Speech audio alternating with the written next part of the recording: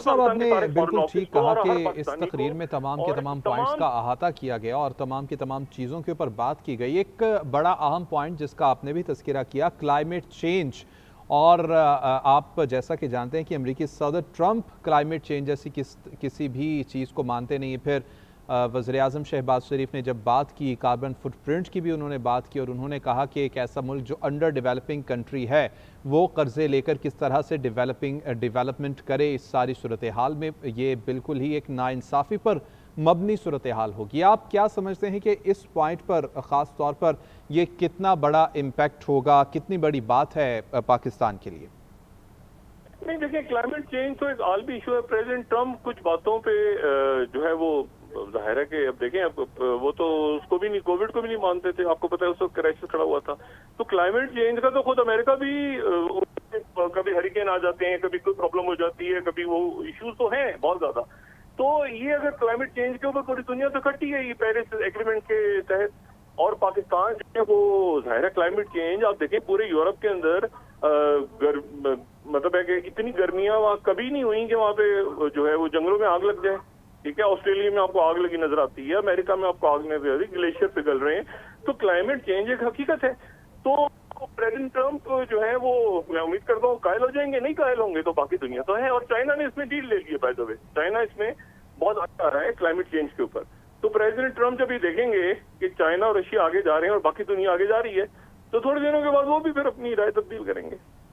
बिल्कुल ठीक। डॉक्टर साहब, भारत को एक मरतबा फिर तमाम मामलात पर बैठकर मुज़ाकरात की और बात करने की दावत दी है वज़ीर-ए-आज़म शहबाज शरीफ ने इस बड़े प्लेटफॉर्म के ऊपर बात करते हुए। आप क्या समझते हैं कि इस सारी सूरत हाल में आप समझते हैं कि भारत मुज़ाकरात की टेबल पर आएगा इन तमाम इश्यूज़ के ऊपर? नहीं, मुज़ाकरात की टेबल पे तो बाद में आएगा। वहां तो आता ना, वहां तो मोदी जी नहीं आए ना। जी। देखें, बात यह है कि वहां पर मोदी जी नहीं है।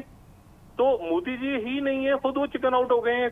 तो वो मुज़ाकरात की मेज तो हमेशा, जब ये हुआ है, दहशतगर्दी का वाकया हुआ है पहलगाम में, तो सबसे पहले तो पाकिस्तान की तरफ से बात हुई, उसको इन्वेस्टिगेशन करें इसकी। तो पाकिस्तान तो सबसे पहले कंडेम कर रहा था इसको। पाकिस्तान कह रहा था कि आप एक इसको इन्वेस्टिगेट करें आप। तो वो फॉल्स फ्लैग था उनकी, जो भी उनका सिक्योरिटी लैब से, जो पाकिस्तान ने कहा कि आप इसकी इंक्वायरी करवाएं। तो इंक्वायरी उन्होंने नहीं करवाई। वो खाके वाके जारी करके आज तक कुछ उन्होंने बताया ही नहीं, पूरी दुनिया को नहीं बताया। और फॉल्स फ्लैग उन्होंने जाहिरियत पाकिस्तान के ऊपर जो है वो अटैक कर दिया। तो और फिर उसके बाद देखें, अगर यानी इससे ज्यादा यानी क्या होना चाहिए, क्या मैं लफ्ज इस्तेमाल करूं, कि अटैक कर दिया और उसके बाद पाकिस्तानी जहाज गिरा दिए। और पाकिस्तान, उसके बाद वो एक कॉल आई, वो धड़म तख्ता हो गया जनाब मोदी साहब कॉल रुकवा दी प्रेसिडेंट ट्रम्प ने। अब वो मुझे बताएं, इस वक्त अमेरिका पहुंचे होता है और ट्रम्प कहता है कि हाँ मोदी, सबके सामने वो जो शाइया या जोराना, और भाई मोदी जी, वो जो मैंने कॉल की थी आपको, तो थैंक यू कि आपने कॉल सुन के ऑपरेशन रोक दिया था। तो बात ये है कि मतलब ये तो फिर बड़ा जो है वो एक प्रॉब्लम खड़ी हो जाती कि मोदी जी क्या कहते, मुझे फोन नहीं आया। तो मसला ये है कि वो मेरे ख्याल से मोदी जी जो है वो, अब आई डोंट नो कि इनकी सरकार वहां पे कैसे रहती है, इंडिया में रह पाती है, नहीं रह पाती, क्या सिचुएशन होती है। भारत एक बड़ा मुल्क है, उनके बड़े जबरदस्त लोग हैं, टैलेंटेड लोग हैं, क्या फैसला करते हैं। लेकिन मोदी जी बहरहाल वहां अपने मुल्क को, जहाँ पे नेतन्याहू जो है वो पूरी दुनिया को ले गया। जी बिल्कुल ठीक। डॉक्टर साहब, अभी आपने बात करते हुए ईरान, पाकिस्तान, चाइना और रूस की बात की और आपने ये बताया कि इनकी एक अहम मुलाकात हुई है और इसके अंदर मुख्तलिफ मौज़ूआत पर बातचीत की गई है। आप समझते हैं कि एक नया ब्लॉक बन रहा है और इस नए ब्लॉक के बनते हुए अमेरिका को रिजर्वेशंस नहीं होंगी इस सारी सूरत हाल में पाकिस्तान से?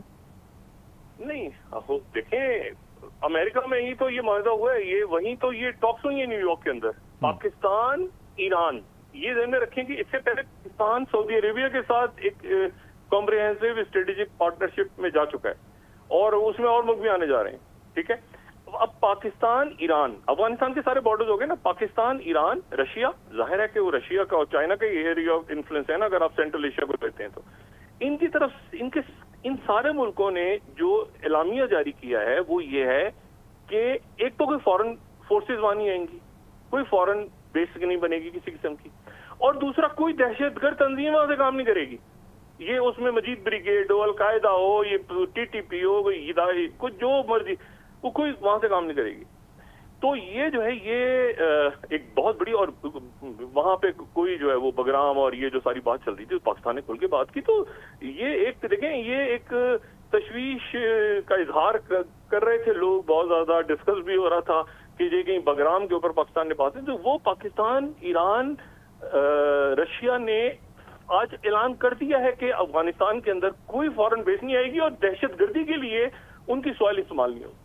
अच्छा, फॉरेन बेस भी नहीं आएगी बनेगी और दहशतगर्दी भी नहीं होगी। तो इसका मतलब है ये सारे मुल्क, अगर हमारे पाकिस्तान पे कोई कार्रवाई होती है तो वहां जो बैठे हैं लोग वो जिम्मेदार होंगे। ठीक है ना। तो मेरा ख्याल है कि ये एक ऐसा मैसेज है कि वो अच्छा चला गया। और ब्लडी नोज वाली बात की जो उन्होंने, तो वो इंडिया को मेरे ख्याल से जवाब देंगे, उनके कल कोई जवाब आएगा उनकी तरफ से। लेकिन बहरहाल ये जो मोदी जी का चिकन आउट होना है, ये काफी मेरे ख्याल से इसको भारत के अवाम जो है काफी इस पे उनको देखना चाहिए कि क्या वजह हुई है कि हमारा प्राइम मिनिस्टर चिकन आउट हो गया, क्योंकि उसको वहां खड़े होके बुचर ऑफ गजा जो अपने कजन को सपोर्ट करना पड़ता। जी बिल्कुल ठीक। डॉक्टर साहब, बगराम एयर बेस की आपने बात की, आप क्या समझते हैं कि क्या इस एयर बेस को लेकर अमेरिका को फ़ायदे हासिल हो सकते हैं, या उनको अपना क्या इसके अंदर मफाद नज़र आ रहा है इस वक्त? नहीं, वो तो अमेरिका बात करेगा ना। अमेरिका है तो वो तो पाकिस्तान ने मतलब 4 मुल्कों ने बात कर दी ना अफगानिस्तान के हवाले से। तो अमेरिका को क्या मफाद नजर आ रहा है, अमेरिका किससे बात करेगा, क्या करेगा, वो फिर अमेरिका जब करेगा तो करेगा। अभी तो पाकिस्तान, रशिया, ईरान और चाइना 4 मुल्कों ने ये बात कर दी कि उनकी सॉइल किसी दहशतगर्द तंजीम का जो है वो मरकज नहीं बनेगी। अफगान सॉइल कोई PLA, कोई TTP वगैरह वगैरह वगैरह जितने हैं। और दूसरा ये कि कोई वहां पे फॉरेन मिलिट्री बेस नहीं बनेगी, पीरियड। तो ये 4 मुल्कों का फैसला हो गया। अब इसके बाद वो मतलब इसमें चाइना भी तो है, इसमें रशिया भी तो है, इसमें ईरान भी है।